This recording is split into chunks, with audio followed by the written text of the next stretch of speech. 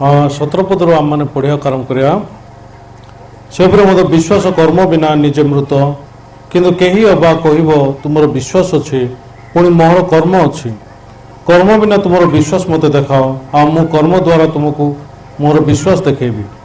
ଈଶ୍ୱର ଯେ ଏକମାତ୍ର ଏହା ତୁମେ ବିଶ୍ୱାସ କରୁଅଛ, ଭଲ କଥା। ଭୂତମାନେ ମଧ୍ୟ ବିଶ୍ୱାସ କରି ଥରହର ହୁଅନ୍ତି। କିନ୍ତୁ ହେ ନିର୍বোধ ମନୁଷ୍ୟ, କର୍ମ ବିନା ବିଶ୍ୱାସ ଯେ ନିଷ୍ଫଳ, ଏହା କ'ଣ ଜାଣିବାକୁ ଇଚ୍ଛା କରୁଅଛ? ଆମମାନଙ୍କ ପିତା ଅବ୍ରାହମ ବେଦୀ ଉପରେ ଆପଣା ପୁତ୍ର ଇସାକୁ ଉତ୍ସର୍ଗ କରିବା ବେଳେ କ'ଣ କର୍ମ ଦ୍ୱାରା ଧାର୍ମିକ ଗଣିତ ହୋଇନଥିଲେ? ତୁମ୍ଭେ ଦେଖୁଅଛ ଯେ ବିଶ୍ୱାସ ତାହାଙ୍କ କର୍ମର ସହକାରୀ ଥିଲା, ଆଉ କର୍ମ ଦ୍ୱାରା ବିଶ୍ୱାସ ସିଦ୍ଧ ହେଲା। ସେଥିରେ ଶାସ୍ତ୍ରର ଏହି ବାକ୍ୟ ସଫଳ ହେଲା, ଅବ୍ରାହମ ଈଶ୍ୱରଙ୍କଠାରେ ବିଶ୍ୱାସ କଲେ, ଆଉ ତାଙ୍କ ପକ୍ଷରେ ତାହା ଧାର୍ମିକତା ବୋଲି ଗଣିତ ହେଲା। ପୁଣି ସେ ଈଶ୍ୱରଙ୍କ ମିତ୍ର ବୋଲି ଖ୍ୟାତ ହେଲେ। କେବଳ ବିଶ୍ୱାସ ଦ୍ୱାରା ମନୁଷ୍ୟ ଧାର୍ମିକ ଗଣିତ ନ ହୋଇ କର୍ମ ଦ୍ୱାରା ଯେ ଧାର୍ମିକ ଗଣିତ ହୁଏ, ଏହା ତୁମମାନେ ଦେଖୁଅଛ। ସେହି ପ୍ରକାର ମଧ୍ୟ ରାହାବ ବେଶ୍ୟା ଦୂତମାନଙ୍କୁ ଆତିଥ୍ୟ କରି ଅନ୍ୟ ବାଟ ଦେଇ ସେମାନଙ୍କୁ ବିଦାୟ କରିବାରୁ କ'ଣ କର୍ମ ଦ୍ୱାରା ଧାର୍ମିକ ଗଣିତ ହେଲେ ନାହିଁ? କାରଣ ଆତ୍ମା ବିନା ଶରୀର ଯେପରି ମୃତ, ସେପରି କର୍ମ ବିନା ବିଶ୍ୱାସ ମଧ୍ୟ ମୃତ। ଆଜି ମୁଁ ଆପଣଙ୍କୁ କର୍ମ ବିନା ବିଶ୍ୱାସ ମୃତ ବିଷୟରେ କହିବି। କେବେ ଏ ଶବ୍ଦ ଶୁଣିଛନ୍ତି କି କର୍ମ ବିନା ବିଶ୍ୱାସ ମୃତ ବୋଲି? ତ କର୍ମ ବିନା ବିଶ୍ୱାସ ମୃତ ବହୁତ ଗୁଡ଼ିଏ ଲୋକମାନେ ସେମାନେ କହିଥାନ୍ତି। ଆଉ ଲୋକମାନେ କର୍ମ ମାନେ ସେମାନେ ପ୍ରକୃତିରେ ବ୍ୟବସ୍ଥାକୁ ପାଳନ କରିବା ବିଷୟରେ କହିଥାନ୍ତି। ଆମେ ଯଦି ବ୍ୟବସ୍ଥାକୁ ପାଳନ କରିବୁନି, ତେବେ ଆମେ କେବେ ଧାର୍ମିକ ହୋଇପାରିବୁନି, ଆମମାନେ କେବେ ପବିତ୍ର ହୋଇପାରିବୁନି। ବ୍ୟବସ୍ଥାକୁ ପାଳନ କରିବା ହେଉଛି ଧାର୍ମିକତା, ଏମିତି ସେମାନେ ପ୍ରକୃତିରେ କହିଥାନ୍ତି। କିନ୍ତୁ କାହିଁକି ବାଇବଲ ଏମିତି କହୁଛି ନା, ବାଇବଲରେ ପ୍ରାୟ ଅଧିକାଂଶ ଲୋକମାନେ ଖ୍ରୀଷ୍ଟଙ୍କୁ ବିଶ୍ୱାସ କରୁଛନ୍ତି, ଏଇଟା ସତ କଥା। କିନ୍ତୁ ଏହି ଜାଗାରେ ବାଇବଲ କ'ଣ ଲେଖାଯାଇଛି ନା, ଗୋଟେ ଜଣଙ୍କର ବିଶ୍ୱାସ ଅଛି ଯାହାର କି କର୍ମ ନାହିଁ। ତ କର୍ମ ବିନା ବିଶ୍ୱାସ ନିଷ୍ଫଳ, ଏମିତି ବୋଲି କହୁଛନ୍ତି। ସତରେ ଆମେ ଯେତେବେଳେ ବାଇବଲକୁ ଦେଖିବାକୁ ଆରମ୍ଭ କରୁଛୁ, ଈଶ୍ୱର ଆମମାନଙ୍କୁ ଅତି ସ୍ପଷ୍ଟରେ ଏବଂ ଅତି କ୍ଲିଅରଲି ଏସବୁ ଜିନିଷକୁ ପ୍ରକୃତିରେ ଦେଖାଉଛନ୍ତି। ତେବେ ଆଜି କର୍ମ ବିନା ବିଶ୍ୱାସ ମୃତରେ ଦୁଇ ଜଣଙ୍କର ନାଁ ଅଛି। ଆପଣ ବାଇବଲ ପଢ଼ିବା ସମୟରେ ଦୁଇ ଜଣଙ୍କ ନାଁ ଦେଖିପାରିଲେ କି? ପ୍ରଥମ ଜଣଙ୍କର ନାଁ ହେଉଛି ଅବ୍ରାହମ, ସେକେଣ୍ଡ ଜଣଙ୍କର ନାଁ ହେଉଛି ରାହାବ ବେଶ୍ୟା। ଠିକ୍ ଅଛି। ପ୍ରଥମେ ଯେଉଁ କାହାଣୀ ଲେଖା ହେଇଛି ଅବ୍ରାହମ ବିଷୟରେ, ଏଇଟା ବ୍ୟବସ୍ଥା ଆସିବା ପୂର୍ବର କାହାଣୀ। ଅବ୍ରାହମଙ୍କ ସମୟରେ ବ୍ୟବସ୍ଥା ନଥିଲା। ଆଉ ସେକେଣ୍ଡରେ ଏ କାହାଣୀ ଯେତେବେଳେ ଲେଖା ହେଇଛି, ତ ବ୍ୟବସ୍ଥା ଆସିଲା ପରେ ଜଣଙ୍କର ନାଁ ନିଆଯାଇଛି, ସେ ହେଉଛି ରାହାବ ବେଶ୍ୟା। ଓକେ, ବେଶ୍ୟାର କେଉଁ କାମକୁ ତୁମେ ଗ୍ରହଣ କରିପାରିବ? ଭାତ ଖାଇବା ପାଇଁ ଯଦି ସେ ଡାକିବ, ତୁମେ ଗ୍ରହଣ କରିପାରିବ କି? ଏମିତି କୌଣସି କାମ ଅଛି ଯେଉଁ କାମ କି ବେଶ୍ୟାର ତୁମେ ଗ୍ରହଣ କରିପାରିବ? କିନ୍ତୁ ବାଇବଲରେ କର୍ମ ଦ୍ୱାରା ଧାର୍ମିକ ଗଣିତ ହେଉଛନ୍ତି ଏମାନେ, ଏମିତି ଲେଖା ହେଇଛି। ତ ବର୍ତ୍ତମାନ ଲୋକମାନେ କ'ଣ କର୍ମ କରୁଛନ୍ତି ଯେଉଁଥିପାଇଁ କି ଏବେ ପର୍ଯ୍ୟନ୍ତ ପାପୀ ହେଇଛନ୍ତି? ଧାର୍ମିକ ରାହାବ ବେଶ୍ୟା କର୍ମ କରିକି ଧାର୍ମିକ ଗଣିତ ହେଲା। ତ ବର୍ତ୍ତମାନ ଯୁଗର ଯେତିକି ଲୋକମାନେ ଅଛନ୍ତି, ରାହାବ ବେଶ୍ୟା ଭଳିଆ ବି କାମ କରୁନାହାନ୍ତି ସେମାନେ। ଆମେନ୍। ଯଦି ସେମାନେ ରାହାବ ବେଶ୍ୟାର କାମ ଶିଖିଥାନ୍ତେ, ରାହାବ ବେଶ୍ୟା ଯେମିତି କର୍ମ ଦ୍ୱାରା ଧାର୍ମିକ ଗଣିତ ହେଲା, ସେମିତି ସେମାନେ ମଧ୍ୟ କର୍ମ ଦ୍ୱାରା ଧାର୍ମିକ ଗଣିତ ହେଇଥାନ୍ତେ। ତ ବର୍ତ୍ତମାନ ବହୁତ ଗୁଡ଼ିଏ ପାଷ୍ଟରମାନେ ଅଛନ୍ତି ଯେଉଁମାନେ କି ସୁଷମାଚାରକୁ ପ୍ରଚାର କରୁଛନ୍ତି, କିନ୍ତୁ ରାହାବର କର୍ମ ଦ୍ୱାରା ରାହାବ କେମିତି ଧାର୍ମିକ ଗଣିତ ହେଲା, ଏମିତି କୌଣସି ପାଳକମାନେ ସୁଷମାଚାରକୁ କହିଛନ୍ତି କି ଶିଖେଇଛନ୍ତି କି? ନାଇଁ। ତେବେ ଦୟାକରି ପଚାରି ଦିଅନ୍ତୁ, ରାହାବ କେମିତି କର୍ମ ଦ୍ୱାରା ଧାର୍ମିକ ଗଣିତ ହେଲା, ଆମକୁ ଟିକେ ବୁଝେଇ ଦିଅନ୍ତୁ। ଲୋକମାନେ କହୁଛନ୍ତି କର୍ମ ବିନା ବିଶ୍ୱାସ ମୃତ, ସତ, କିନ୍ତୁ ଏଠି କର୍ମ କ'ଣ ପାଇଁ ଦରକାର? ଧାର୍ମିକ ଗଣିତ ହେବା ପାଇଁ। ଏମିତି ଲେଖାଯାଇଛି, ଧାର୍ମିକ ଗଣିତ ହେବା ପାଇଁ ଦରକାର। ପ୍ରଥମେ ଆମମାନେ 21 ପଦକୁ ଦେଖିବା। ଆମମାନଙ୍କ ପିତା ଅବ୍ରାହମ ବେଦୀ ଉପରେ ଆପଣା ପୁତ୍ର ଇସାକୁ ଉତ୍ସର୍ଗ କରିବା ବେଳେ କ'ଣ କର୍ମ ଦ୍ୱାରା ଧାର୍ମିକ ଗଣିତ ହୋଇନଥିଲେ? ଏମିତି ଲେଖାଯାଇଛି। ଅବ୍ରାହମ ପ୍ରକୃତିରେ ନିଜ ପୁଅକୁ ବେଦୀ ଉପରେ ଉତ୍ସର୍ଗ କଲେ, ଆଉ କର୍ମ ଦ୍ୱାରା ଧାର୍ମିକ ଗଣିତ ହେଲେ, ଏମିତି ଲେଖାଯାଇଛି। ତୁମେ ଦେଖୁଅଛ ଯେ ବିଶ୍ୱାସ ତାଙ୍କ କର୍ମର ସହକାରୀ ଥିଲା, ଆଉ କର୍ମ ଦ୍ୱାରା ବିଶ୍ୱାସ ସିଦ୍ଧ ହେଲା, ଏମିତି ଲେଖାଯାଇଛି। ଆଉ 25 ପଦରେ ସେହି ପ୍ରକାରେ ତାମାନେ ଅବ୍ରାହମ ଯେମିତି ପ୍ରକୃତିରେ ନୈବେଦ୍ୟ ଉତ୍ସର୍ଗ କଲେ, ତାଙ୍କୁ ନିଜ ପୁଅକୁ ବଳି ଉତ୍ସର୍ଗ କରିବା ପାଇଁ ନେଇଥିଲେ, ସେହି ପ୍ରକାର ଭାବରେ ରାହାବ ବେଶ୍ୟା ଦୂତମାନଙ୍କୁ ଆତିଥ୍ୟ କରି ଅନ୍ୟ ବାଟ ଦେଇ ସେମାନଙ୍କୁ ବିଦାୟ କରିବାରୁ କ'ଣ କର୍ମ ଦ୍ୱାରା ଧାର୍ମିକ ଗଣିତ ହେଲେ ନାହିଁ? କାରଣ ଆତ୍ମା ବିନା ଶରୀର ଯେପରି ମୃତ, ସେପରି କର୍ମ ବିନା ବିଶ୍ୱାସ ମଧ୍ୟ ମୃତ। ଏମିତି ଲେଖା ହେଇଛି। ତ ବର୍ତ୍ତମାନ ଗୋଟେ ରାହାବ ବେଶ୍ୟା ଅଛି, ଯିଏକି କମ୍ପ୍ଲିଟଲି ଗୋଟେ ବେଶ୍ୟା ଅଟେ ଏବଂ ସେ ହେଉଛି ଜେରିହ ନଗର ନିବାସୀ। ଏବଂ ବାଇବଲରେ ନିୟମ ଅଛି, ତୁମେ କେବଳ ବେଶ୍ୟାକୁ ବାହା ହେଇପାରିବନି। ସେକେଣ୍ଡରେ ନିୟମ ଅଛି, ତୁମେ କେବଳ ବିଜାତୀୟ ସ୍ତ୍ରୀକୁ ବାହା ହେଇପାରିବନି। ତ ରାହାବ ବେଶ୍ୟା ଜେରିହ ନଗର ନିବାସୀ ଅଟେ ଏବଂ ସେ ଜଣେ କମ୍ପ୍ଲିଟଲି ବେଶ୍ୟା ଅଟେ। ଓ ଆଜି ଏସବୁ ଜିନିଷକୁ ନେଇକି ଆଲୋଚନା କରିବା। ମୁଁ ବହୁତ ଗୁଡ଼ିଏ ଚର୍ଚ୍ଚକୁ ଯାଇଛି, ଆଉ ଲୋକମାନେ ମୋତେ କହିଛନ୍ତି କର୍ମ ବିନା ବିଶ୍ୱାସ ମୃତ, ଏମିତି କହିଛନ୍ତି। କିନ୍ତୁ କର୍ମ ଦ୍ୱାରା ଈଶ୍ୱରଙ୍କୁ କର୍ମ ଦରକାର, ଯେହେତୁ ଧାର୍ମିକ ଗଣିତ ହେବା ପାଇଁ। ଏମିତି କିଏ ବି କହିନାହାନ୍ତି। କାରଣ ଅବ୍ରାହମ ପ୍ରକୃତ କର୍ମ ଦ୍ୱାରା ଧାର୍ମିକ ଗଣିତ ହେଲେ, ରାହାବ ବେଶ୍ୟା ବି କର୍ମ ଦ୍ୱାରା ଧାର୍ମିକ ଗଣିତ ହେଲେ।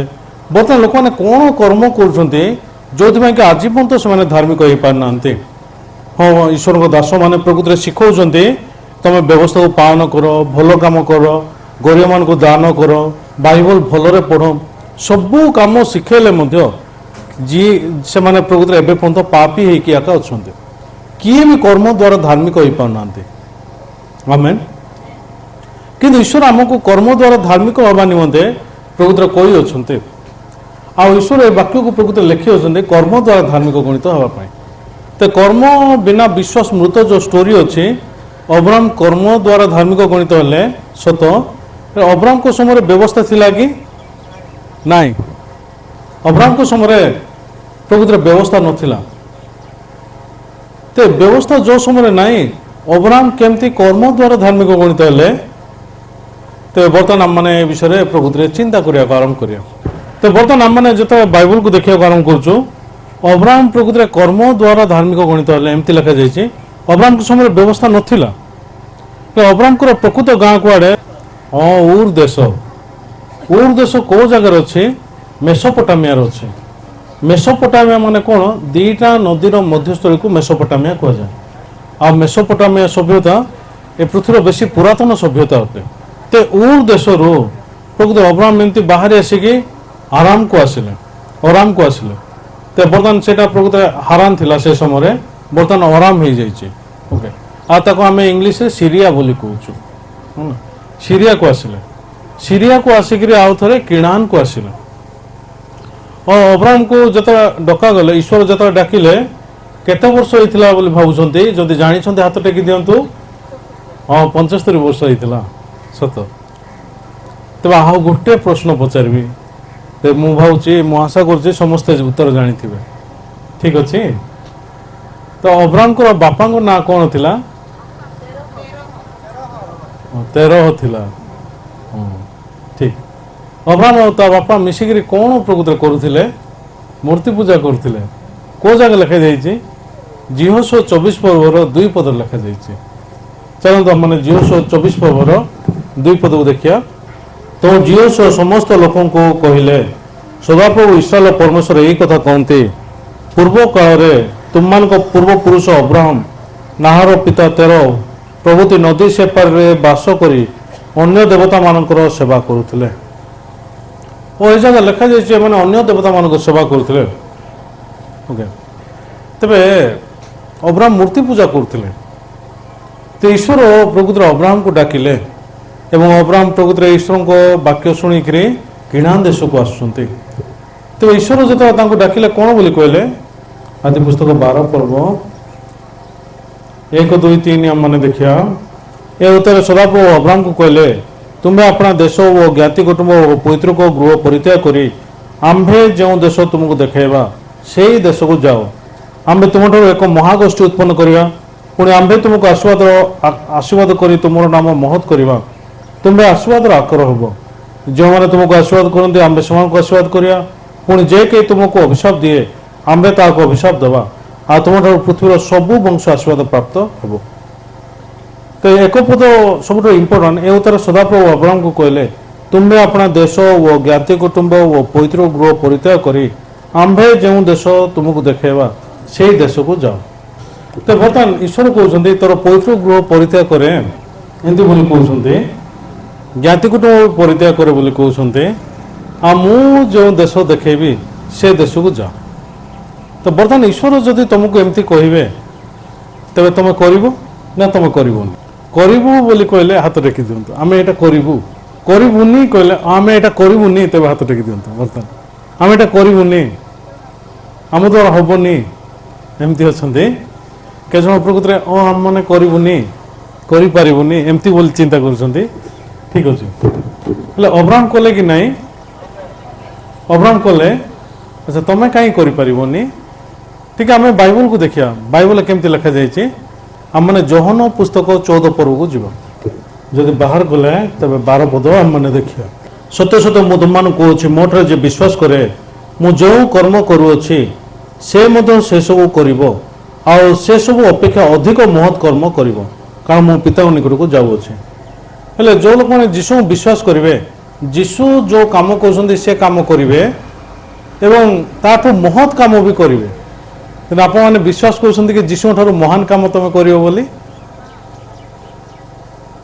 जीशु ख्रीष्ट ऑलरेडी कही सारी यहाँ प्रकृत में आपंकर विश्वास नहीं ये जीशु ख्रीष्टर योजना अटे तुम्हें जदि जीशु को विश्वास कर जीशु जमती काम करते से सम्मान काम कर सेकेंड रे ताठू महान काम तुम कर एमती लिखा जाइए आमेन और सतरे जदि आम मैंने प्रकृत में गोटे मूलिया काम करुचु आम पिलाने भी मूलिया हूँ बोली तुम चिंता करुच कि नाई आम पिलाने टिके भलरे पढ़ी टिके भल चाकरी करंतु एमती तुम चिंता करुच तुम केवल मूलिया हूँ बोली एमती चिंता करनी तो बर्तमान आम आम पिलान को जो देखुचु आम निजे पिलान विषय भविष्य विषय चिंता करुचु आम पिलान कहूँ और सतरे आम जहाँ कम कर अधिक तुम काम कर एमती आम कहूँ सेमती जीशु ख्रीष्ट ए पृथ्वी को छाड़िया पूर्वर कौन बोली कहते ना मु जहाँ भी करी तुम जब मत विश्वास कर से सम्मान जिनस तुम कर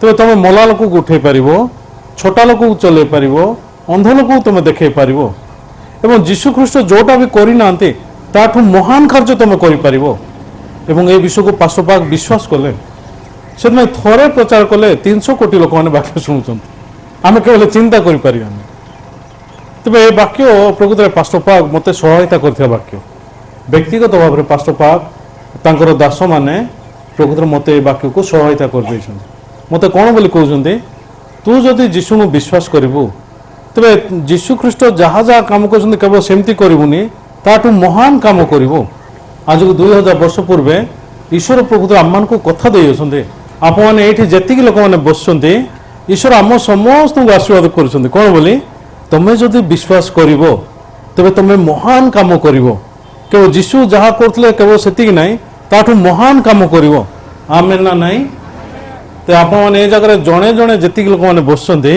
समस्त महान काम कर ईश्वर जानी ना नाई कि तुम्हें जो निजक देखुच तुम्हें कौन बोली कहूच ए मु गोटे यूजलेसटा ए मु गोटे भिकारीटा मो द्वारा किसी काम हेनी ए मु सान पिलाटा ए मु किसी पाठ पढ़ी तुम एमती करुच तुम प्रकृत ख्रीष्ट विश्वास को पददलित करुच एवं ख्रीष्ट योजना को पददलित करुच किए कहला तुम निजक देख बोली ईश्वर कहले ना शैतान प्रवंचना तो बर्तमान तुम कौन देखा दरकार ना आम ना ईश्वर जहाँ लिखी अच्छा तेरे तुम जो भावुच ईश्वर को तुम जो विश्वास करुच जीशु ख्रीष्ट जहाँ कर करी केवल ता नुहे ताठू महान काम करी तो बर्तमान मोर पास्टर से केमती चिंता कर तू जीशु ठारू महान काम करू मु जहाँ काम कर जहाँ भी काम कर महान काम करू एमती कहते तो मु कौन कहूँ असत मु भी महान काम करी कहीं ख्रीष्ट कहते आ ख्रीष्ट कार्य वाक्य केवल व्यर्थ ना आमेन व्यर्थ हम कि तो आप जगह जी जन बस आप समस्त महान काम करेंगे आमेन ना ना तो बर्तमान ईश्वर अब्राहम को कहले तोर ज्ञाति कुटुंब पवित्र गृह तू छाड़ी आसे सी आसूची ना नाई आसूची अच्छा बर्तमान तुम्हें कर ना ना पार ओके कहीं ईश्वर ऑलरेडी कही सारी आम मैंने महान काम करी बोले अच्छा बर्तमान पवित्र गृह माने अर्थ कौन बापा घर माने कौन 13 घर ना ତେରର ଘର ନା, ବାପା ଘର ବୋଇଲେ ତେରର ଘର ଆକା କ'ଣ, ତେର ହେଉଛି ତାର ବାପା। ଆମେ ଏମିତି ଚିନ୍ତା କରୁଛୁ, ସେଥିପାଇଁ ଆମମାନେ ଏ ପ୍ରକାରରେ ମାନେ ତାକୁ ଭାବୁଛୁ। କିନ୍ତୁ ପ୍ରକୃତରେ ବାପା ଘର କ'ଣ କାହା କୁହାଯାଏ ନା, ବାଇବଲ ଲେଖାଯାଇଛି ମାଂସରୁ ଯାହା ଜାତ ତାହା ମାଂସ, ଆତ୍ମାରୁ ଯାହା ଜାତ ତାହା ଆତ୍ମା, ଏମିତି ଲେଖାଯାଇଛି। ଆମେ ତ ଅନ୍ୟପଟେ ପ୍ରକୃତରେ ଯଦି ଯୋହନ 8 ପର୍ବ ଆମେ ଦେଖିବା, ସେଠି ଈଶ୍ୱର କ'ଣ ବୋଲି କହୁଛନ୍ତି, ତମେ ତମ ବାପା ଶୈତାନ ଠାରୁ ଉତ୍ପନ୍ନ, ତମର ପିତାର କାମନା ସାଧନା କରିବା ତୁମର କର୍ତ୍ତବ୍ୟ। ସେ ଆଦୌରୁ ନରଘାତକ, ସେ କେବଳ ସତ୍ୟରେ ରହେ ନାହିଁ, ସେ ଯେତେବେଳେ ମିଥ୍ୟା କହେ ସେ ନିଜ ଠାରୁ କହେ, କାରଣ ସେ ମିଥ୍ୟାବାଦୀ ଆଉ ମିଥ୍ୟାବାଦୀର ପିତା, ଏମିତି ଲେଖାଯାଇଛି। ତ ମିଥ୍ୟାବାଦୀର ବାପା କିଏ? ଶୈତାନ। ତ ବର୍ତ୍ତମାନ ଆମମାନେ ଏ ବିଷୟକୁ ଯେତେବେଳେ ଦେଖୁଛୁ, ବାଇବଲକୁ ଯେତେବେଳେ ଦେଖୁଛୁ, ମିଥ୍ୟାବାଦୀର ବାପା ହେଉଛି ଶୈତାନ। ତ ବର୍ତ୍ତମାନ ଅବ୍ରାହମର ବାପା ଘର ଏମିତି ଯେତେବେଳେ ବାଇବଲରେ ଷ୍ଟୋରି ଆସୁଛି, ତ ଏଇଟା ଶୈତାନ ଆଉ ଶରୀରକୁ ବୁଝାଯାଉଛି। ତ ବର୍ତ୍ତମାନ ଈଶ୍ୱର କ'ଣ ବୋଲି କହୁଛନ୍ତି ନା, ତୁ ତୋର ବାପା ଘରୁ ବାହାରି ଆସେ। ତ ୟାର ଅର୍ଥ ତୁ ଶୈତାନ ଠାରୁ ବାହାରି ଆସେ, ଶରୀର ଠାରୁ ମାଂସରୁ ତୁ ବାହାରି ଆସେ, ମୁଁ ତୋତେ ଯେଉଁ ଦେଶ ଦେଖେଇବି ସେ ଦେଶକୁ ତୁ ଯିବୁ। ହେଲେ ଈଶ୍ୱର ଏ ଜାଗାରେ ଅବ୍ରାହମକୁ ଦେଶ ଦେଖେଇଲେ କି? ଅବ୍ରାହମକୁ ଈଶ୍ୱର ଦେଶ ଦେଖେଇଲେ କି? କହିଲେ କି? ଏକ ପଦକୁ ଭଲ କରି ଦେଖନ୍ତୁ, 12 ପର୍ବର ଏକ ପଦକୁ ଆପଣମାନେ ଭଲ କରି ଦେଖନ୍ତୁ। ଆଦି ପୁସ୍ତକ 12 ପର୍ବ 1 ପଦ। ତ ବର୍ତ୍ତମାନ କେଉଁ ଜାଗାକୁ ଯିବା ଦରକାର, ଏ ଜାଗାକୁ ନ ଜାଣିକି ଏ ଯାଉଛି। ମୁଁ ଭାବୁଛି ଗାଁ ଲୋକମାନେ ପଚାରିଥିବେ, ଅବ୍ରାହମ କୁଆଡ଼େ ଯାଉଛୁ? ନାଇଁ ମୋତେ ଈଶ୍ୱର ଡାକିଲେ ମୁଁ ଯାଉଛି। କୁଆଡ଼େ? ମୁଁ ଜାଣିନି କୁଆଡ଼େ ଯାଉଛି, କିନ୍ତୁ ମୁଁ ଯିବା ପାଇଁ କହିଲେ ସେଥିପାଇଁ ଯାଉଛି। ତ ତୁମେ ଯଦି ବସ୍ରେ ଚଢ଼ିବ ଆଉ ବସ୍ କଣ୍ଡକ୍ଟର ପଚାରେ କୁଆଡ଼େ ଯିବେ, ମୁଁ ଜାଣିନି କୁଆଡ଼େ ଯାଉଛି, ଓହ୍ଲାଇ ଦେବ ଯେଉଁଠି ବି ଆଉ, ଏମିତି ଯଦି କହିବ, ତେବେ ବସ୍ କଣ୍ଡକ୍ଟର ପ୍ରକୃତରେ ମୁଁ ଭାବୁଛି ପୋଲିସ ଷ୍ଟେସନ ଆଗ ଓହ୍ଲାଇବ ତୁମକୁ। ଇଏ ବାଇଆଟା ପ୍ରକୃତରେ ମୋର ଗାଡ଼ିରେ ଚଢ଼ିଛି, କୁଆଡ଼େ ଯାଉଛି ନ ଜାଣିକି ଚଢ଼ିଛି। ହେଲେ ବର୍ତ୍ତମାନ ଅବ୍ରାହମ ଯେତେବେଳେ ଯାଉଛି, ବାପା ଘର ଛାଡ଼ିକିରି ଯେତେବେଳେ ଯାଉଛି, କେଉଁ ଦେଶକୁ ଯାଉଛି ଏ ଜାଣିନି। 3 ଜଣ ଭାଇମାନେ ଥିଲେ। ବଡ଼ ଭାଇ ନାଁ ହେଉଛି ଅବ୍ରାହମ, ସାନଟା ହେଉଛି ନାହର, 3 ନମ୍ବର ହେଉଛି ହାରଣ। ହାରଣର ପୁଅ ନାଁ ହେଉଛି ଲୋଟ। ଲୋଟ ଜନ୍ମ ହେଲା ପରେ ତା ବାପା ମରିଗଲା, ସେଥିପାଇଁ ଲୋଟକୁ ପ୍ରକୃତରେ ଅବ୍ରାହମ ମାନେ ପୋଷ୍ୟ ପୁତ୍ର କଲେ। ଯେହେତୁ ଅବ୍ରାହମଙ୍କର କୌଣସି ପିଲାମାନେ ନଥିଲେ, ସେଥିପାଇଁ ତାକୁ ସେ ପୋଷିଲେ। ତେବେ ବର୍ତ୍ତମାନ ଅବ୍ରାହମ ଯେତେବେଳେ ଯାଉଛନ୍ତି, ସେ ପ୍ରକୃତରେ ଲୋଟକୁ ନେଇକି ଯାଉଛନ୍ତି। ଯେହେତୁ ଲୋଟ ବି ବାପା ବାପା ବୋଲି କହୁଥିବ, ଆଉ ଲୋଟକୁ ନେଇକି ଯାଉଛନ୍ତି। ଆଉ ସତରେ ସେ ଏମିତି ହେଇକି କିଣାନ ଦେଶରେ ପହଞ୍ଚିଲେ ସତ, କିନ୍ତୁ ସେ ପ୍ରକାର ସ୍ଥିତିରେ ଅବ୍ରାହମଙ୍କ ବହୁତ କଷ୍ଟ ହେଲା, କାହିଁକିନା ଦୁର୍ଭିକ୍ଷ ଆସିଲା, ଖାଇବାକୁ ମିଳିଲାନି। ତ ଅବ୍ରାହମ ଚିନ୍ତା କଲେ, ସେ ଲୋଟକୁ କହିଥିଲେ, ବାବୁରେ ବେଶୀ ଭୋକ ଲାଗୁଛି, କିଛି ଜିନିଷ ନାହିଁ ଖାଇବା ପାଇଁ, କ'ଣ କଲେ ହେବ? ମିଶରକୁ ଗଲେ ଭଲ ହୁଅନ୍ତା, ମୁଁ ଶୁଣିଛି ମିଶର ଦେଶରେ ବେଶୀ ଖାଇବାଟା ଅଛି, ଚାଲ ଆମେ ଯିବା। ତ ଅବ୍ରାହମର ହୃଦୟ ଭିତରେ ମିଶରକୁ ଯିବା ପାଇଁ ହୃଦୟ ଆସିଲା। ତେବେ ଏ ଜାଗାରେ ଈଶ୍ୱର ତାକୁ କେବେ କହିନାହାନ୍ତି ଅବ୍ରାହମ ତୁ ମିଶରକୁ ଯା, ଏମିତି କହିନାହାନ୍ତି। କିନ୍ତୁ ଅବ୍ରାହମ ନିଜେ ଡିସାଇଡ୍ କରୁଛି ମିଶରକୁ ଯିବା ପାଇଁ। ଅବ୍ରାହମ ନିଜେ ନିଷ୍ପତ୍ତି ନେଉଛି। ଆମେ ଅବ୍ରାହମ ଯେତେବେଳେ ମିଶର ଦେଶକୁ ଯାଉଛି, ରାସ୍ତାରେ ଗଲାବେଳେ ୟାକୁ ବହୁତ ଡର ଲାଗୁଛି। ଆରେ ମୋ ସ୍ତ୍ରୀ ଏତେ ସୁନ୍ଦର, ସେ ସମୟରେ ଫେର୍ ଆଣ୍ଡ ଲଭଲି ନଥିଲା, ଲିପଷ୍ଟିକ୍ ବି ନଥିଲା, ଆଇବ୍ରୋ ସେଭିଂ ଫେସିଆଲ କିଛି ବି ଜିନିଷ ନଥିଲା, କିନ୍ତୁ 65 ବର୍ଷର ସାରା ଏତେ ସୁନ୍ଦର ଥିଲା ସେ ସତରେ। ତେବେ ସାରା ପ୍ରକୃତରେ ବହୁତ ସୁନ୍ଦର ଥିଲା, ଏମିତି ବୋଲି ବାଇବଲ କହୁଛି। ତ ଅବ୍ରାହମ ଯେତେବେଳେ ତା ସ୍ତ୍ରୀକୁ ଦେଖୁଛି, ତେବେ ତା ସ୍ତ୍ରୀକୁ ଦେଖି ତୁ ସୁନ୍ଦରଟା ସୁନ୍ଦରଟା। ତେବେ ରାଜା ଯେତେବେଳେ ତୋତେ ଦେଖିବେ, ତେବେ ରାଜା କହିବ ଓଇ କିଏ ଏଇଟା, ଏମିତି ପଚାରିବେ ନା ଅବ୍ରାହମର ସ୍ତ୍ରୀ ଆଜ୍ଞା ବୋଲି ଯଦି କହିବେ, ତେବେ ମୋତେ ଯେମିତି ହେଲେ ମାରିଦେବେ, ମୋତେ ଯେମିତି ହେଲେ ହତ୍ୟା କରିଦେବେ, ଆଉ ତୋତେ ଧରିକି ପଳେଇବେ, ଆଉ ଏଇଟା ବଡ଼ ସମସ୍ୟା, ମୁଁ ବଞ୍ଚିବା ପାଇଁ ଗୋଟେ ରାସ୍ତା ବାଛିବା ଦରକାର। ତେବେ କ'ଣ କଲେ ହେବ? ଗୋଟେ କାମ କରେ, ତୁ ମୋତେ ଭାଇ ଡାକେ ବୋଲି। ତ ସାରା ପ୍ରକୃତରେ ଭାଇ ବୋଲି କହିଥିବ। ଛେ ଏଇଟା ପ୍ରକୃତରେ ଡାଉଟ୍ କରିବେ, ଏମିତି କିଏ ଡାକନ୍ତି କି? ନ୍ୟାଚୁରାଲି ଡାକେବୁ ଭାଇ ବୋଲି କହୁଥିବ। ନା ଏଇଟା ପ୍ରକୃତରେ ସନ୍ଦେହ କରିବେ, ଏଇଟା ପ୍ରକୃତରେ ଠିକ୍ରେ ଡାକୁନୁ, ତୁ ଟିକେ ଭଲରେ ଡାକେ, ଭାଇ ବୋଲି କହିଥିବ। ତେବେ ରାସ୍ତା ଯାକ ପ୍ରକୃତରେ ଭାଇ ଭାଇ ଭାଇ ବୋଲି ସେ ପ୍ରକୃତରେ ରିହର୍ସାଲ୍ କରି କରି ତାକୁ ପ୍ରକୃତରେ ରାସ୍ତାରେ ନେଉଥିବ, ଭାଇ ଭାଇ ଭାଇ ଭାଇ, ଏମିତି ଏକା ପ୍ରକୃତରେ ତାକୁ ପ୍ରକୃତରେ ପ୍ରାକ୍ଟିସ୍ କରୁଥିବ, ମୋତେ ଭାଇ ବୋଲି ଡାକେ, ଭାଇ ବୋଲି ଡାକେ। ତେବେ ବର୍ତ୍ତମାନ ଆମେ ଅବ୍ରାହମର ହୃଦୟ ଭିତରେ ଦେଖିବା, ଅବ୍ରାହମର ହୃଦୟ ଭିତରେ ବିଶ୍ୱାସ ଅଛି କି ନାଇଁ? ଗାଁରୁ ଯେତେବେଳେ ବାହାରି ଆସୁଛି, ଏ ଅବ୍ରାହମ କ'ଣ ହେଉଛୁ, କୁଆଡ଼େ ଯାଉଛୁ? ସଦା ପ୍ରଭୁ ମୋତେ ଡାକିଛନ୍ତି, ମୁଁ ଯିବି, ଏମିତି ପୁରା ତୋड़ ମାରିକି ଆସୁଛି, କୁଆଡ଼େ ଯାଉଛୁ ରେ? ନା ମୁଁ ଜାଣିନି କୁଆଡ଼େ ଯାଉଛୁ, କିନ୍ତୁ ଈଶ୍ୱର ମୋତେ ଡାକିଛନ୍ତି, ଈଶ୍ୱର ମୋତେ ଜାଗା କହିବେ, ମୁଁ ଯିବି, ଏମିତି କହିକି ଆସୁଛି। ବର୍ତ୍ତମାନ ଯେତେବେଳେ ସେ ବାହାରି ଆସିଛି, ତ ହଠାତ୍ ପ୍ରକୃତରେ ସବୁ ଜିନିଷ ଖାଲି। ମୁଁ ଆସିକିରି ବେଶୀ ବଡ଼ ଭୁଲ କଲି ନା କ'ଣ, ଏମିତି ଚିନ୍ତା କରୁଛି। ତାପରେ ଆଉ ଖାଇବାଟା ନାହିଁ, କ'ଣ କଲେ ହବ? ତେବେ ବଡ଼ ସମସ୍ୟା। ସେ ଯାହା ବି ହଉନା କାହିଁକି, ଏବେ ଆଉ ପ୍ରଭୁ ମୋତେ ଆଉ ଉଦ୍ଧାର କରିପାରିବେନି, ମୋର ବୁଦ୍ଧି ଆକା ମୋତେ ଉଦ୍ଧାର କରିବ। ମିଶରକୁ ହେଲେ ଟିକେ ଯିବି କହିକି କେରଳ ଯାଉଛନ୍ତି। ଆମର ଓଡ଼ିଶାର ମିଶର ହେଉଛି କେରଳ, ବେଙ୍ଗଲୋର, ଚେନ୍ନାଇ, ଏ ଯାକ ସବୁ ମିଶର। ସେଇଟା ମିଶରକୁ ଟିକେ ଯିବା ବୋଲି କହ। ତେବେ ସମାନ ଜିନିଷ ଅବ୍ରାହମ ପ୍ରଭୁତରେ ମିଶର ଦେଶକୁ ଏମିତି ଯାଉଛନ୍ତି। ମିଶର ଦେଶକୁ ଯାଇକରି ପ୍ରଭୁତରେ ଯେମିତି ଭାବିଥିଲେ ସେମିତି ହେଲା। ତେଣୁ ଅବ୍ରାହମ ତା ନିଜ ହୃଦୟ ଭିତରେ ମୁଁ ଯେମିତି ଭାବିଥିଲି ସେମିତି ଆଗ ହେଉଛି, ବା ମୋର ଚିନ୍ତା କେତେ ସତ, ଏକ୍ଜାକ୍ଟ ଜିନିଷ ପ୍ରକୃତରେ ମୁଁ ଯେମିତି ଭାବିଥିଲି ସେମିତି ଆକା ହେଲା। ତ ସମସ୍ତେ ଆସିଲେ, ପଚାରିଲେ, ଆଚ୍ଛା କିଏ ଏଇଟା? ମୋ ଭଉଣୀ। ହଉ ସତ, ତମ ଭଉଣୀ? ଫାରୁକ ସିଧା ସବୁ ଭାବରେ ଫୋନ୍ ହେଲା, ଆଜ୍ଞା ସେ ପ୍ରକୃତରେ ଅବ୍ରାହମ ବୋଲି ଜଣେ ଆସିଛନ୍ତି, ତାଙ୍କ ସ୍ତ୍ରୀ ବହୁତ ସୁନ୍ଦର। ତ ଅବ୍ରାହମ ପ୍ରକୃତରେ ଅବ୍ରାହମଙ୍କ ସ୍ତ୍ରୀକୁ ଦେଖିବା ପାଇଁ ପ୍ରକୃତରେ ଫାରୋ ଆସିଲେ, ଆଉ ଏ ସୁନ୍ଦର, ଆଉ ତାକୁ ନେଇକି ଆସ, ଆମ ରୁମ୍କୁ ନେଇକି ଆସ। ତ ବର୍ତ୍ତମାନ ଅବ୍ରାହମର ହୃଦୟ ଭିତରେ ମୁଁ ଯେମିତି ଭାବିଥିଲି ସେମିତି ହେଲା, କିନ୍ତୁ କ'ଣ କରିବି, ମୁଁ ବଞ୍ଚିଗଲି, କିନ୍ତୁ ଗୋଟେ ପଟେ ବହୁତ ଦୁଃଖ ଲାଗୁଛି, ତ କାନ୍ଦ ବି ଲାଗୁଛି। ଆଉ ମୁଁ କ'ଣ କରିବି? ବର୍ତ୍ତମାନ ମୋ ପାଖରେ କୌଣସି ରାସ୍ତା ନାହିଁ। ତେବେ ଏ ଜାଗାରେ ଅବ୍ରାହମ ପ୍ରକୃତରେ ଈଶ୍ୱରଙ୍କ ପ୍ରତି ମନେ ପକାଉଛି କି ନାଇଁ? এটা প্রকৃত অব্রাহ্মর কাহিনী নাই, এটা আমার কাহিনী। যেটা আমি সুষমাচারକୁ শুনলু, আমি দৌড় মারিকি ସବୁଆଡ଼େ প্রকৃତରେ ବୁଲୁ ପ୍ରଚାର କରିବା ପାଇଁ। ଯିଏ ବି ଆସିଲା ଓକେ ଚାଲ, ଯିଏ ବି ଆସିଲା ଓକେ ଠିକ୍ ଅଛି। କିନ୍ତୁ ଯେତେବେଳେ ପ୍ରକୃତରେ ବହୁତ ଗୁଡ଼େ ସମସ୍ୟା ଆସିଲା, ଖାଇବା ପିଇବାର ସମସ୍ୟା ଆସିଲା, ଟଙ୍କା ପଇସାର ଅଭାବ ଆସିଲା, ଏ ଚର୍ଚ୍ଚକୁ ଯାଇକିରି ମୁଁ ଭୁଲ କଲି ନା କ'ଣ? ମୋତେ ଲାଗୁଛି ପ୍ରକୃତରେ ମୁଁ କିଛି ଗୋଟେ ଜିନିଷ ଭୁଲ କଲା ଭଳିଆ।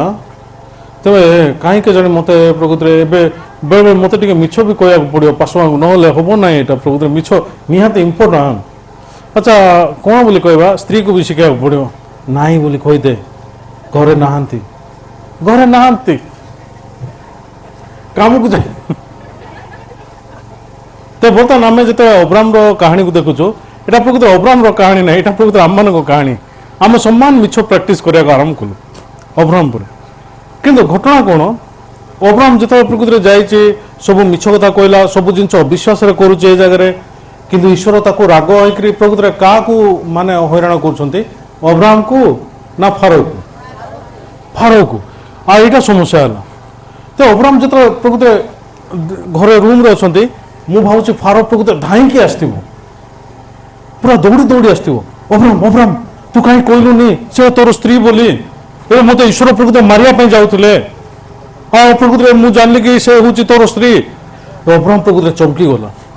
ଆଉ ସତରେ ମୁଁ ଯେତେବେଳେ ଅବିଶ୍ୱାସର କାମ କରୁଛି, ଈଶ୍ୱର ଅନ୍ୟପଟେ ପ୍ରକୃତରେ କାମ କରୁଛନ୍ତି। ଆଉ ଏଇଟା ବେଶୀ ଆଶ୍ଚର୍ଯ୍ୟ ବିଷୟ।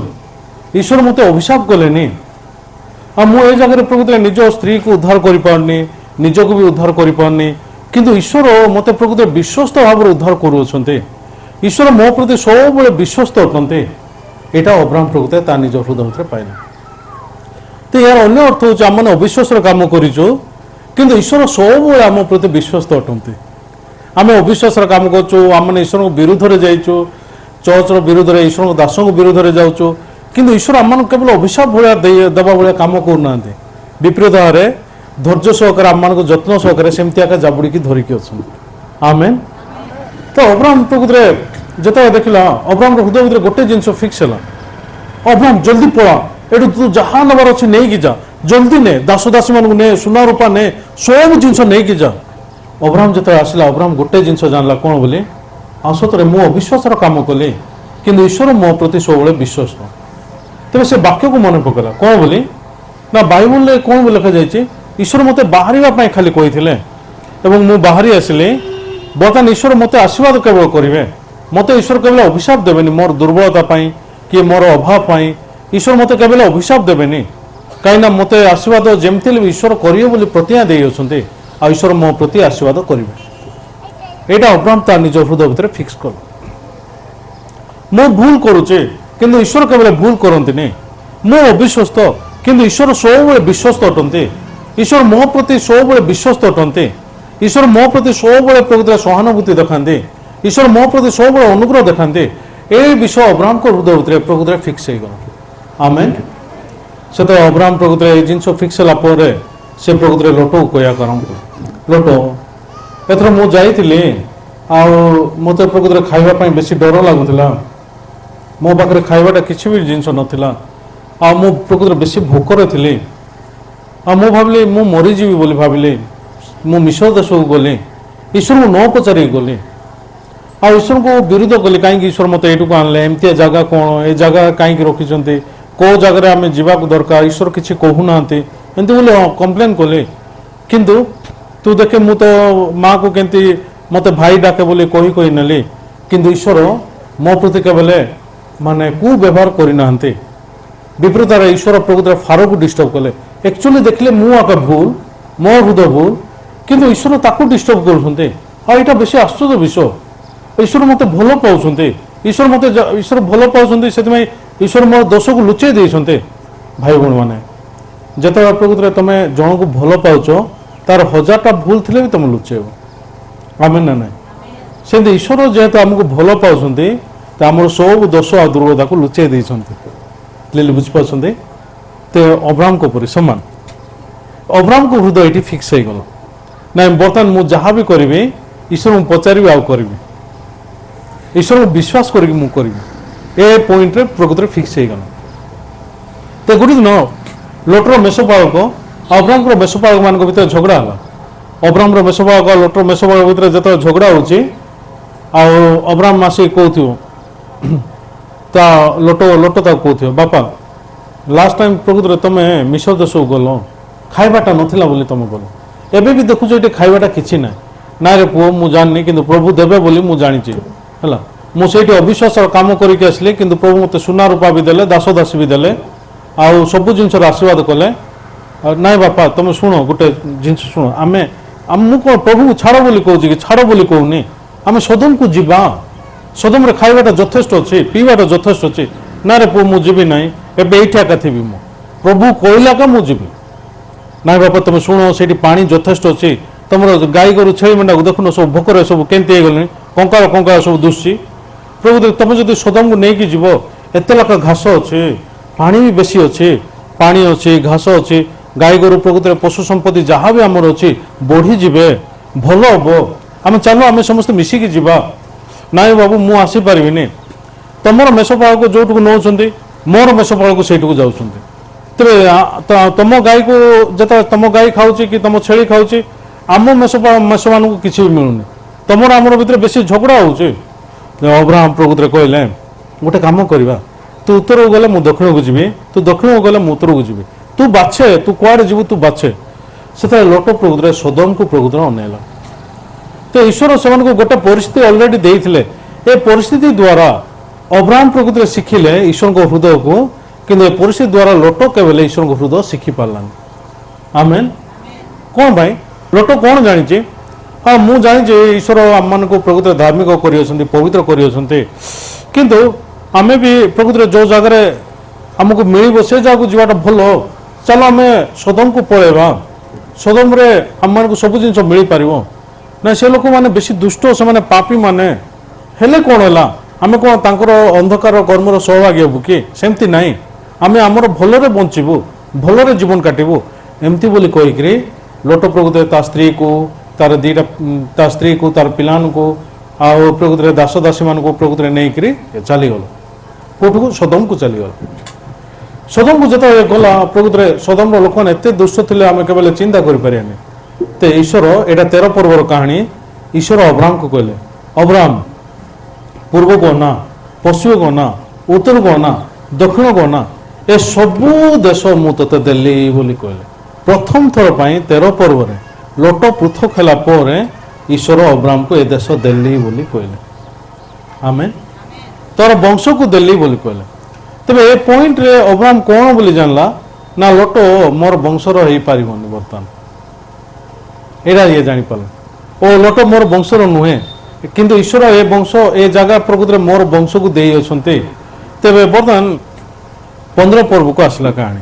15 पर्वरे अब्राहम जो प्रकृति प्रार्थना कर ईश्वर साथ कथबार्ता कर समय आसला तेज ईश्वर जो आसिले अब्राहम प्रकृति कम्प्लेन करुचे तुम मत कौन देल मो प्रकृति जगह निसंतान होगी जाऊँचे अब्राहम को ईश्वर कहते अब्राहम मु तोर महापुरस्कार स्वरूप मुझे तोर ढाल एमती कहला बेले तुम मत कौन देल मो निसंतान होगी जाऊँचे आउ एलियाजर बोली जड़े प्रकृति मोर धनाधिकारी अच्छे से मोर उत्तराधिकारी हम यार अर्थ हूँ अब्राहम हृदय भितर कौन अच्छे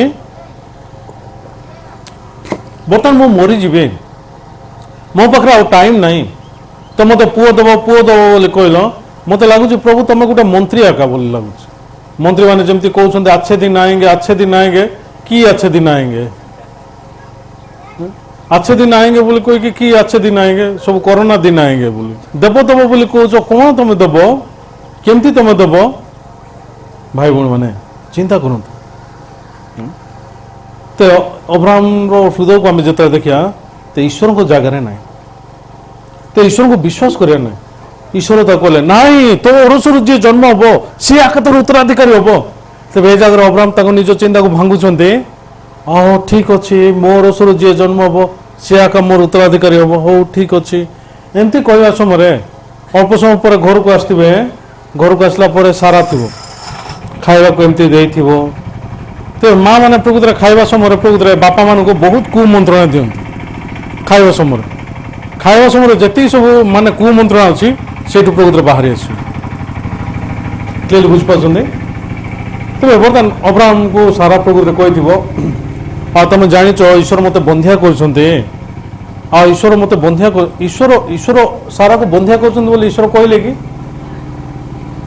नाई ईश्वर कही ना कि सारा कहूँ हाँ तेज ईश्वर मत बंधिया कर तुम देखुच कि मोर गोटे विश्वस्त दासी अच्छी ता ना हागार से मो पाई छुआ जन्म कर कहला तेज तुम गोटे काम कर अब्राहम को तुम प्रकृति हागार को बाहा जाओ से मो पाई छुआ जन्म करमती बोली से कहला तेज अब्राहम चिंता कला सतरे पवित्र आत्मा स्वर यहाँ तेज ये स्वर आ कौटू मु पाइबी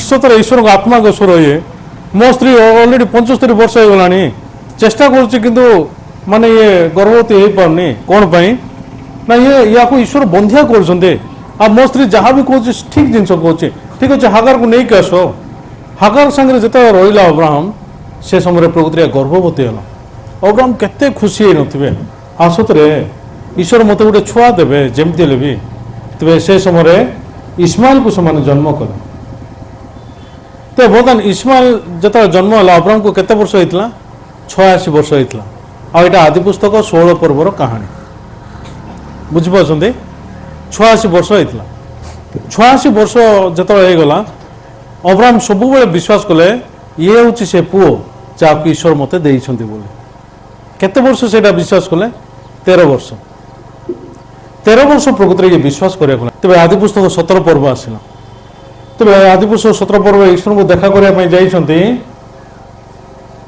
अब्राहम प्रकृति ईश्वर को देखा करने जाइछन्ति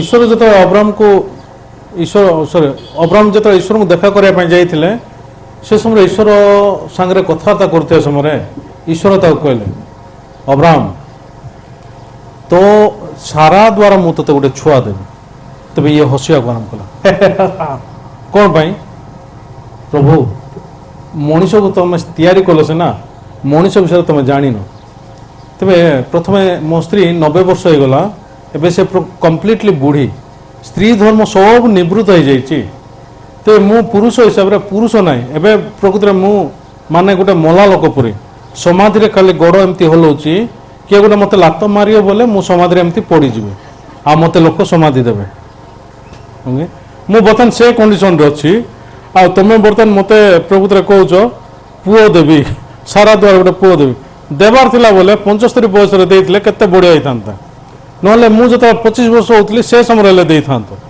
मुझे 100 वर्ष पाखापाखि हो जाऊँगी 99 वर्ष हो गलानी आउ सारा प्रकृति माने 90 वर्ष पाखापाखि हो गलानी एबे तुम पुओ देव बोली मत कौच और यहाँ बेस आश्चर्य विषय जदि मु तुम मान कहबी ईश्वर तुम मान व्यक्तिगत जीवन में बहुत गुड़े प्रतिज्ञा दे आमेन ना नहीं ए प्रतिज्ञा थोड़े भी ईश्वर केवल तुमको निष्फल करेनि ईश्वर जोटा दे अच्छा तुम मान जीवन प्रतिज्ञा से प्रतिज्ञा जमती का जमती भी स्थिर हम बर्तमान आम अब्राहम को जो देखा अब्राहम को प्रकार लोक ईश्वर वाक्य संभव भाया देखा बोले ये विश्वास करेंगे ईश्वर को वाक्य संभव भाया न देखा गले ये वाक्य को अविश्वास करेंगे अब्राहम एवं कौन पर हसुची आउ गोटे स्वर शुणुची से किए गोटे तार कान में कहूँ क्रमागत अब्राहम देखे ईश्वर कौन कहते 75 वर्ष जोटा कहते एवं तू 100 वर्ष लुणी से कहते आंक भाया मंत्री किए अच्छी अच्छे दिन आएंगे वाला ये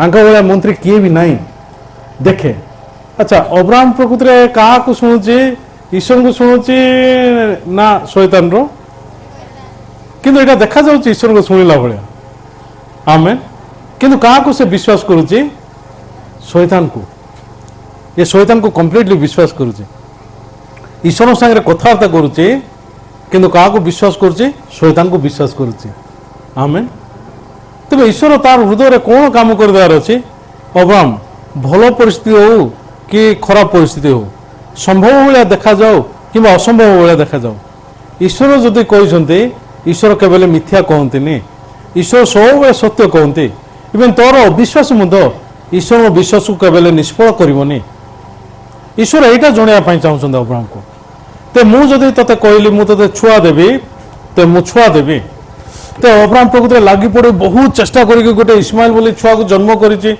से प्रकृति हसी हसी कह परमेश्वर इस्माइल तुम सामने बंचु तुम्हें पुरुष को जान जेहेतु तुम गोटे आत्मा आम मनीष मनीष विषय आम एका जाचु तुम्हें केमती जान तुमको किए बुद्धि दब जानापी तुम ये सब जिन जापरनि आसतरे अब्राहम प्रकृति ए प्रकार तार निज हृदय भितर चिंता करुचु तेज बर्तमान आम बाइबल को जो देखुचु यहाँ सत अब्राहम प्रकृति ईश्वर वाक्य को शुणुंट कि अब्राहम कौन विश्वास करुँच शैतान को आम शैतान को विश्वास करें जो अब्राहम हृदय को देखा सतरे अब्राहम हृदय केते अविश्वास हृदय तार हृदय भितर अच्छी तेज ईश्वर कहते अब्राहम तोरा ना आज अब्राहम नहीं अब्राहम है आ सारी ना सारी नहीं सारा है तेज सारा द्वारा मुझे गोटे ते पुओ देवी आ तार ना इसाक देवु पूरा ना सहित ईश्वर कहते तार ना इसाक देवु तू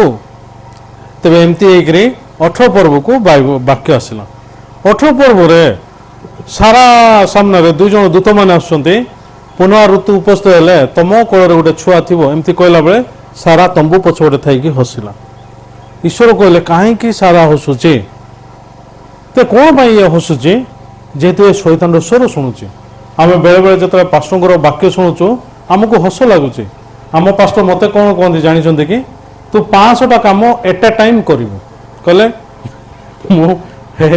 हसिया कारण बाइबल ईश्वर आम मान को कौन बोली कहते ना अब्राहम को कहले मुझे गोटे पुओ देवी ता ना तू इसाक देवु बोली कहले सारा को मत कहले तेरे अब्राहम को हृदय केमती बदलगला जानते कि रोमी 4 पर्व डिटेल लिखाई से नथिया वस्तु को थिबा वस्तु पर डाकते एमती बोली लिखा जाए मृत मान को सजीव करते यहाँ हूँ रोमी 4 पर्वर 17 पद को तुम जो देख रोमी 4 पर्वर 17 पद नथिया वस्तु को थिबा वस्तु भाया डाकते ए वाक्यर प्रकृति अब्राहम को हृदय बदली जाऊँगी यार अर्थ जो पृथ्वी दीप्ति नाला तेज दीप्ति विषय ईश्वर पाखे स्पष्ट ज्ञान थिला आम दीप्ति आसला पर आलुओ कौन आम टे बुझीपु आटा भी आम सीमा अनुसार आमर ज्ञान सीमा अनुसार आम बुझीपु आमेन मुझे आप पचार आलुओ कौन तुम कौन बोली कह आलुओ आलुओ बोले से जलुची जोटा से आलुओ बोली कह तुम से कहीपर जदि भी तुम ये जिन को देखुच कि कहीपर कि ईश्वर जो समय दीप्ति नाला दीप्ति हो एमती कहले हेले दीप्ति है या अर्थ नथिया वस्तु थिबा वस्तु पर ईश्वर डाकते तो किसी गोटे जिनस ना कि ईश्वर थिला भाया प्रकृति डाकुंटे भाई भौणी मैंने आप जीवन में किसी गोटे विषय ना कौन ना ना तुम आसुच कम जीशु को कम तुम करनी एमती तुम चिंता करुच एवं जीशु ठार आहरी महान कम तुम केवल करनी कि ईश्वर कौन बोली कहते नथिया वस्तु को थिबा वस्तु भाया डाकुंटे तो बर्तमान तुम जीशु को एति कम कर माने एवं जीशु ठार महान भी तुम कर जेहेतु यहाँ ईश्वर कहते आमे कहीं ईश्वर नथिया वस्तु थिबा वस्तु भाया डाकिंट आसतरे मृत मान सजीव करती बोली ईश्वर कहले और मृत मान सजीव करती एमती लिखा जापर आशा नथिले भी 18 पदरे तो आशा नथिले भी आशा करी से विश्वास कले तेज ए पॉइंट रे आम मान औषध प्रकृत अलग आशा नहीं से आम आशा रखुनु अब्राहम आशा नहीं आशा रखिले आमेन।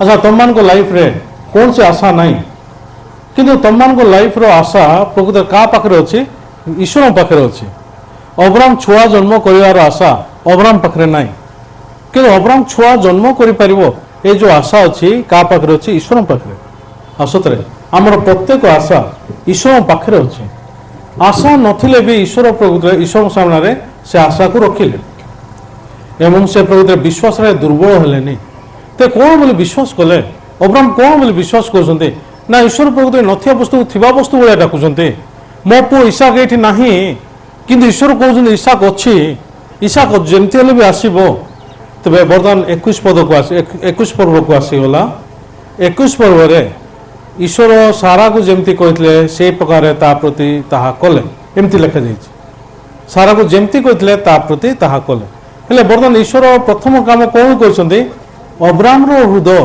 प्रतिज्ञा प्रकृत फिक्स कर प्रतिज्ञा वाक्य फिक्स है अब्राहम को ईश्वर छुआ देते आमेन।